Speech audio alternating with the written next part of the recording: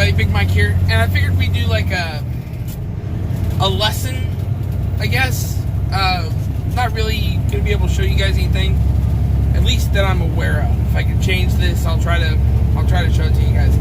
Well, let's talk through a couple things real quick. So, I'm gonna talk about shifting. What I've got is a 10-speed, and I'm gonna try and shoot a video of it so I can show you guys what I'm talking about. But one of the things I want you guys to know, and I've been thinking about it a lot lately, and I've hauled a couple of real heavy loads recently. Not really heavy loads. Really heavy to me is like 120,000 pounds. But I've hauled, you know, heavy loads, and heavy to me is close to around 40 or 42, 43. And one of the things I learned when I was working for Star was that you can't, when you're running heavy, when you're running, you know, 35,000 pounds, you know, really honestly, when you're running loaded at all, unless you're, you know, like if you're 15 or 16,000 pounds in the box, don't worry about it. But if you're over 20,000 pounds, you need to start out in your first gear. Now you don't have to start out like this transmission. This is a basic, you know, 10-speed transmission. There's really no granny gear in this, so you start out in first gear. The reason is because you don't want to put a whole lot of stress on your drive shaft in the back. And I learned that the hard way. Okay, I learned that you can snap your drive shaft in half by loading it too hard and then starting out in too high of a gear when you're loaded. So the thing is, what you need to do is you need to make sure that you're starting out when you're really heavy. And you start out in your first gear. Okay, so always make sure you're in that first gear, wherever it is. Make sure you're in that first gear. If you're driving something like a 15 double over, or you know, something with some really low, like pulling gears or something like that, in 800 feet, you know, don't start out in like the very first gear. Because if I had started out in the very first gear in my Peterbilt over at Star, you know, my God, I would have taken me forever to get to speed. You know, because that would have been, you know, first, second, third, fourth, fifth, you know, within the first minute, basically. Within the first 30 seconds, probably. And then I would have been in the higher gears. But yeah, you just don't want to put that stress on that turn right onto on that drive shaft in the back. And like I said, I snapped two of those things doing that, starting in second instead of starting over in first. So when I'm heavy like this, I always try to make sure I start in first gear, okay? I'll see if I can do like a video at some point showing you guys, like, you know, the shift pattern on this. In a quarter mile, turn I don't right. want to do like how to shift a 10-speed because I feel like, I don't know, I probably will do a how-to video on shifting. So anyway, that's pretty much it. I'm in first gear. I'm going to take off here. And we're going to go up over the hill and weigh the truck. I'm too heavy, I promise you, on my trailers right now. So, alright, that's it. I'll see y'all later. Keep the shiny side up. See you down the road. Watch that trailer.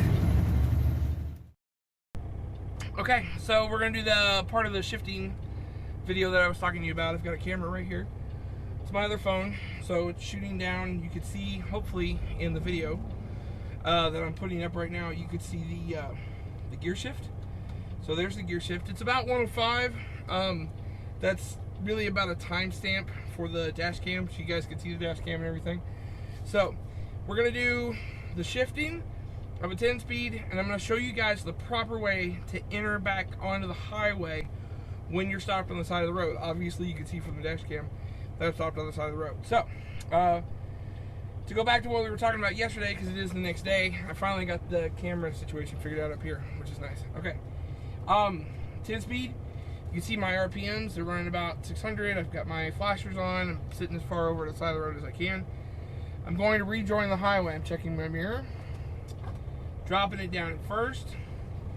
I'm gonna go ahead. I didn't. That's an old truck driver's trick right there. You only apply the tractor brake. You don't apply the trailer brake. So, all right, checking my mirrors again. All right, let it on the clutch a little bit and ease out onto the side of the road. Okay, we're gonna stay on the shoulder for right now. All right, that's third. All right. I'm not using the clutch. I'm only floating my gears. There's fourth. Alright? It's really easy. 10 speeds are easy peasy. Summer's wheezy, whatever. There's fifth. Still on the side of the road. Go ahead and flip the splitter up. I'm up to 20 miles an hour, running 1500 RPM, that's 6th. Still on the side of the road at 25 miles an hour, 1900s, shifting to 7th. Down to 1400 RPM, up to 30 miles an hour, still on the side of the road, still have my flashers on. Going up to 1900 again, shift to 8th, still on the side of the road, now at 37, 38 miles an hour, 1600 RPM, flashers are still on. I'm still on the side of the road because I have not reached a safe speed to enter back into traffic. When I hit 55, which you can do on the side of the road, I'll probably put my blinker on and go back over. 1900 RPM, we're gonna slip it into 9th, okay? And I'm reaching, see, I'm almost there. There's 55. Off with the flashers, on with my left blinker. Try not to hit whatever that is in the middle of the shoulder. Alright, gonna go ahead and move back over. Thank you, Mr. Trucker, for getting out of my way so I can get on the road. I'm now 60 miles an hour. I'm now back in the main lanes of traffic. Now, why did I do it that way? Well, I'll tell you here in a second, okay? So, as soon as we get up to 1900 RPM, I'm going to go ahead and shift into 10th. So, we're almost there. We're doing 68, 69 miles an hour. Drop it into 10th. And there you go. That's a 10 speed. It's that easy. Alright? So, let me take this camera down and then focus on the dash cam for a minute. I'm going to stop this and then we'll take this off and I'll talk to you about why I did the way I did it. Why I did it the way I did it. So also I pulled over to the side of the road to go to the bathroom real quick, so and to do the camera. So funny enough, there's a rest area coming up in like 2 miles. Anyway, I'll get right back at you, okay?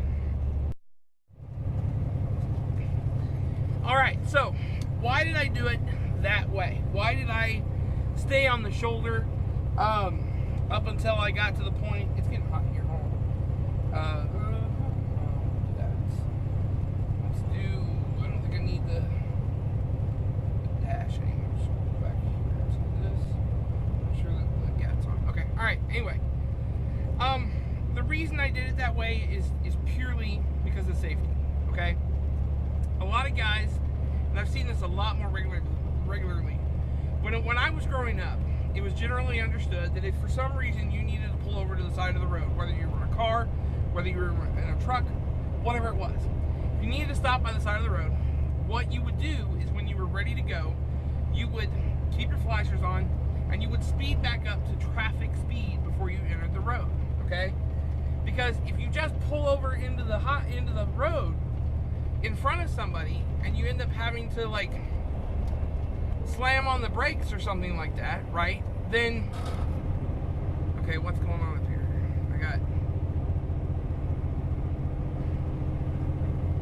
I think it's just some guy climbing the hill. Anyway, if for some reason somebody pulls in front of you straight off the side of the highway, and it has happened to me, and it has happened with big trucks too, okay?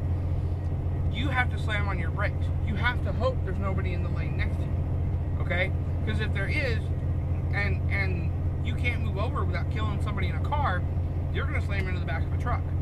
You can either go to the shoulder where they were, or you can go into traffic on the other side. And that's the thing. So when you're on the side of the road, and we as truck drivers probably visit the side of the road more often than most people who drive a vehicle. When you're on the side of the road, try to speed up to like some sort of safe traffic speed, so that the people that are on the highway, they don't have to slam on their brakes to try to keep from hitting you or anything like that, okay?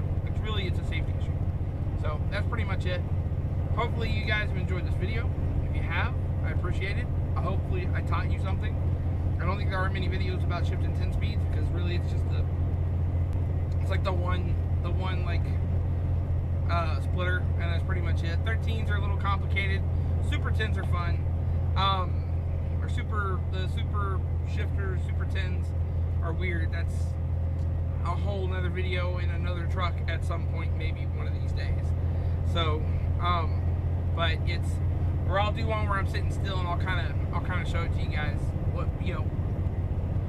what it would do or something like that. But anyway, but if you enjoyed the video, thanks for enjoying the video, and I hope that it taught you something. And that's pretty much it. So we're in New Mexico. I am going to be doing a vlog probably today or tomorrow, and I am saving video from the dash cam so that I can do like a regular traveling video. I don't know. I'm off the California load this week. I don't know if I'm going to go back to it next week. I don't think I am. And I think at some point I will go back to it for a couple more months, but this week has been really nice to be off of it. So I'm actually in northern New Mexico and I'm going to Las Vegas. But the freight coming out of California right now is really, really cheap, and I just can't afford to go out to California. I can afford to go to California, can't afford to come back from California, and that's kind of the problem. So anyway, that's it, and I'll check you guys later. Keep shining side up. See you down the road. Ow. I think I broke my middle finger earlier.